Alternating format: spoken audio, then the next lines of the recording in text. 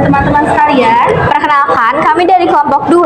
Pada kesempatan ini, kami akan menjelaskan materi matematika wajib dan matematika peminatan. Kami berharap penjelasan kami dapat dipahami dengan baik.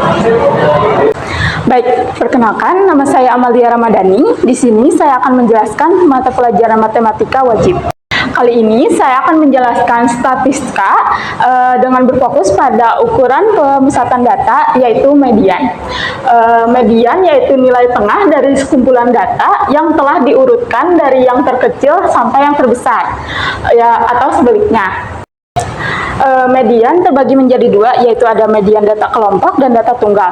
Di sini, median data tunggal itu jika banyak datanya ganjil, maka kita akan menggunakan rumus ME sama dengan X, N ditambah 1 dibagi 2, yaitu ME ini median, lalu X-nya itu data ke, dan N-nya itu banyak data.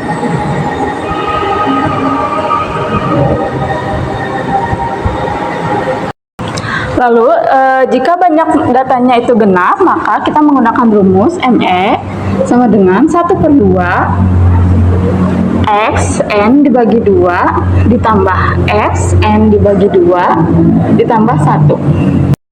Baik, di sini ada contoh soalnya. Tentukan nilai median dari 8, 9, 2, 3, 5, 7, 6, 4, 8, 9, 7, 6, dan 6. Cara jawabnya itu, kita urutkan dulu dari yang terkecil hingga yang terbesar. Di sini, yang paling kecil itu 2. 2-nya itu ada 1, lalu 3, lalu 4, 5, 6-nya di sini ada 3, lalu 7-nya ada 2, dan 8-nya ada 2, 9-nya 2 juga. Setelah kita urutkan dari yang terkecil hingga yang terbesar, maka kita akan mencari N-nya, yaitu banyak data. Di sini banyak datanya itu ada 13. Nah, karena ini ganjil, maka kita menggunakan rumus ME sama dengan X, N ditambah 1/2. ME sama dengan X, N, 1 ditambah 1 dibagi 2. Di sini, X, N-nya itu 13 ditambah 1 lalu bagi 2. 13 ditambah 1 itu 14 dibagi 2. 14 dibagi 2 itu 7. Lalu setelah kita mendapatkan X-nya 7, kita hitung bilangan ke 7-nya. 1, 2, 3, 4, 5, 6, 7. Maka mediannya itu 6. Lalu ada contoh selanjutnya. Di sini kita seperti tadi urutkan dari yang terkecil. Yang terkecil itu ada nilai 24. Di sini 24-nya ada 2. Lalu 25-nya ada 1. Dan 26-nya ada 1. Lalu 27-nya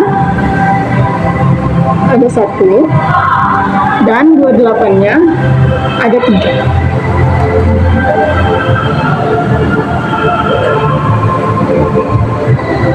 Lalu 29-nya dan 30. Setelah kita urutkan, kita cari lagi N-nya, yaitu banyak datanya. Di sini banyak datanya itu ada 10. Karena ini genap, maka menggunakan rumus ME sama dengan 1/2. E sama dengan 1/2 X, N dibagi 2 ditambah X, N dibagi 2 ditambah 1. Lalu kita masukkan 1/2. Karena kita sudah tahu N-nya itu 10, maka 10 dibagi 2 ditambah X, 10 dibagi 2 ditambah 1. Nah, 1/2 10 dibagi 2 itu 5. Ditambah X tambah 1. Lalu kita jumlahkan 1/2 X5 ditambah 5 ditambah 1 itu 6, jadi X6. Nah, ini diketahui X5 dan X6. Kita hitung X5-nya. X5-nya itu 27 dan X6-nya itu 28.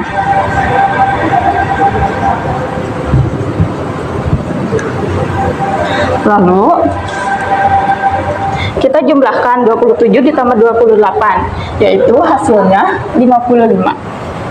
Maka 55 dibagi 2, yaitu hasilnya 27,5. Maka mediannya itu 27,5. Halo, perkenalkan nama saya Belva Hafiara Taziarunisa. Di sini saya akan menjelaskan materi dari matematika peminatan, yaitu materi persamaan trigonometri.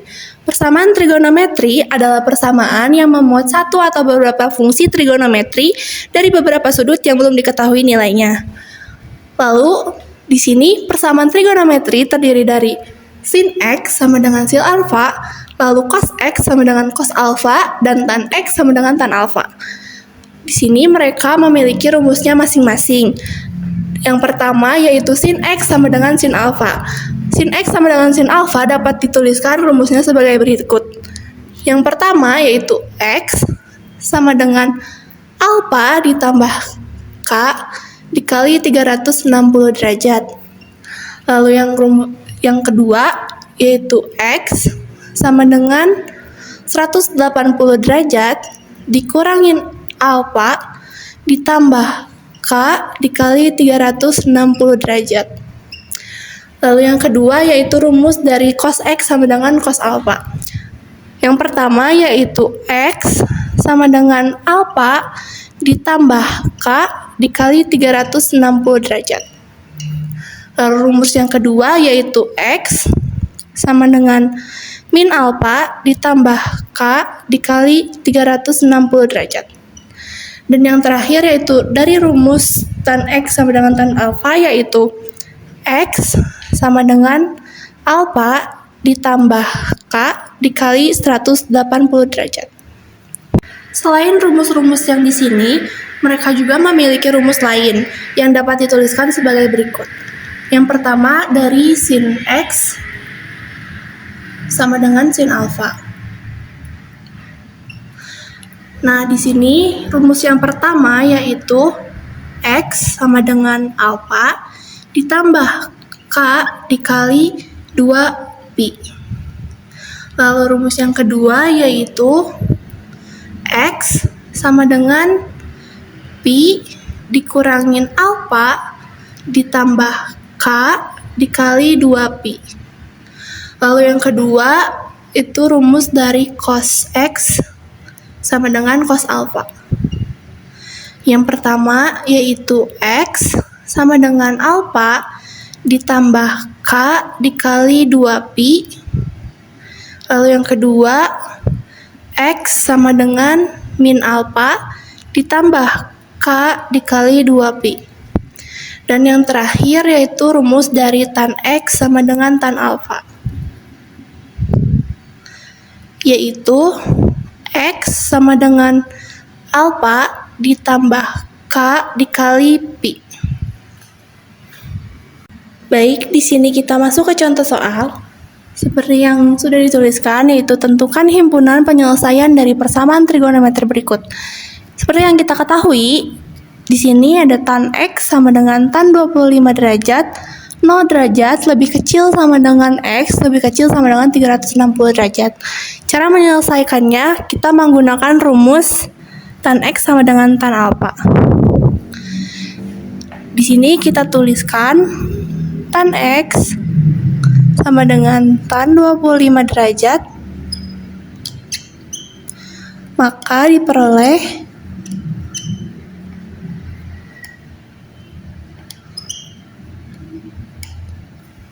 kita masukkan rumusnya, yaitu X sama dengan seperti yang kita ketahui alfanya yaitu 25 derajat ditambah dengan K dikali dengan 180 derajat. Lalu kita masukkan K-nya. Yang pertama yaitu K sama dengan 0, yaitu X sama dengan 25 derajat ditambah 0 dikalikan 180 derajat, itu hasilnya 25 derajat. Yang kedua yaitu K sama dengan 1. Jadi X sama dengan 25 derajat ditambah 1 dikalikan 180 derajat, hasilnya yaitu 205 derajat. Dan yang terakhir K sama dengan 2. Jadi X sama dengan 25 derajat ditambahkan 2 dikali 180 derajat, hasilnya yaitu 385 derajat. Ini tidak memenuhi.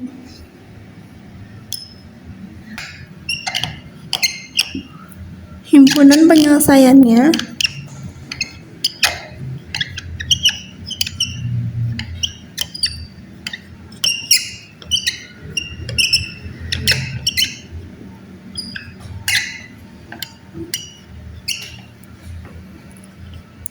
adalah 25 derajat dan 205 derajat.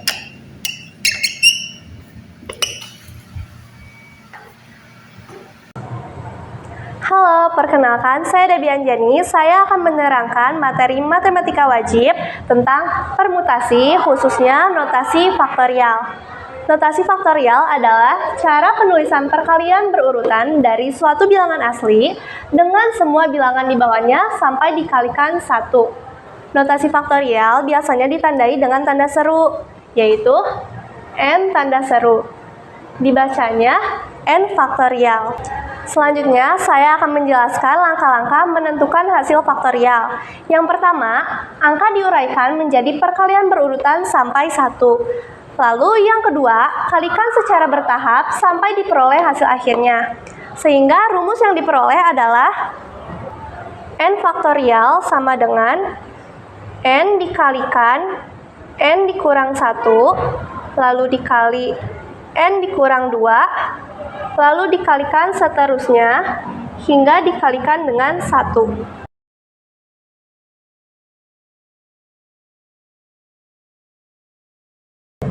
Berikut contoh soal yang akan saya jelaskan.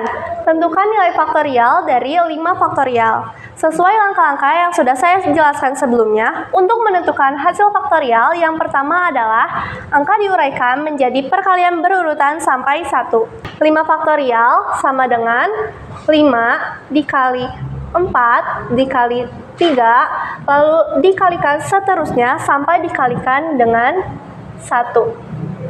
Langkah yang kedua yaitu kalikan secara bertahap sampai diperoleh hasil akhirnya. 5 dikali 4 yaitu 20, lalu 20 dikali 3 sama dengan 60, lalu 60 dikali 2 yaitu 120, dan hasilnya 120 dikali 1 sama dengan 120. Jadi, hasil dari 5 faktorial adalah 120. Halo, perkenalkan nama saya Nabila Zahran Salsabil. Pada kesempatan kali ini, saya akan menjelaskan materi matematika peminatan tentang menentukan nilai limit fungsi menuju tak hingga dalam bentuk polinomial. Langkah-langkah menentukan nilai limit fungsi polinomial adalah sebagai berikut. Yang pertama, tentukan variabel berpangkat tertinggi pada fungsi tersebut. Yang kedua, faktorkan bentuk fungsi dengan cara mengeluarkan variabel berpangkat tertinggi. Dan yang terakhir, gunakan sifat-sifat fungsi aljabar di tak hingga. Berikut adalah contoh soal yang akan saya jelaskan, yaitu diketahui fx sama dengan x pangkat 3 ditambah 5x pangkat 2 dikurang 2x ditambah 4. Limit x menuju min tak hingga dengan fx adalah limit x menuju min tak hingga, fx-nya kita ganti dengan x pangkat 3.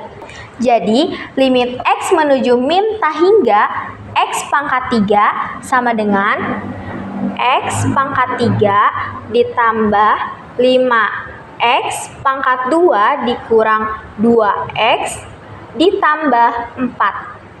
Setelah itu, kita bagi dengan pangkat tertinggi, yaitu X pangkat 3 per X pangkat 3 per X pangkat 3 per X pangkat 3. Limit X menuju min hingga dengan X pangkat 3 sama dengan pembilang dan penyebut kita bagi jadi 1 sama dengan 5 X pangkat 3 dikurang X pangkat 2, jadi sisa X dikurang 2 per X pangkat 3 dikurangin X, jadi X pangkat 2 ditambah 4 per X pangkat 3. Setelah itu, kita substitusikan nilai X menjadi min hingga. Min hingga sama dengan 1 ditambah 5 per min hingga dikurang 2 per min hingga pangkat 2 ditambah 4 per min hingga pangkat 3.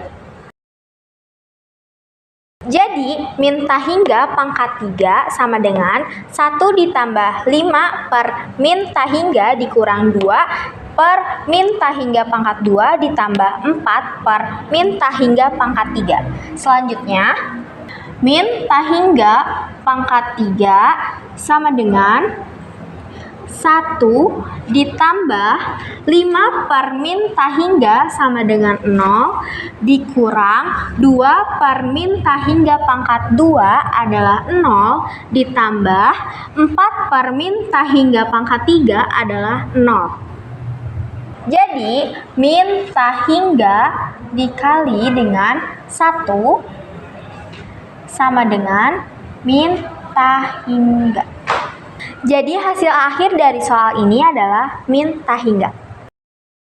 Demikian penjelasan materi mengenai matematika kali ini. Semoga penjelasan tersebut dapat menambah pemahaman.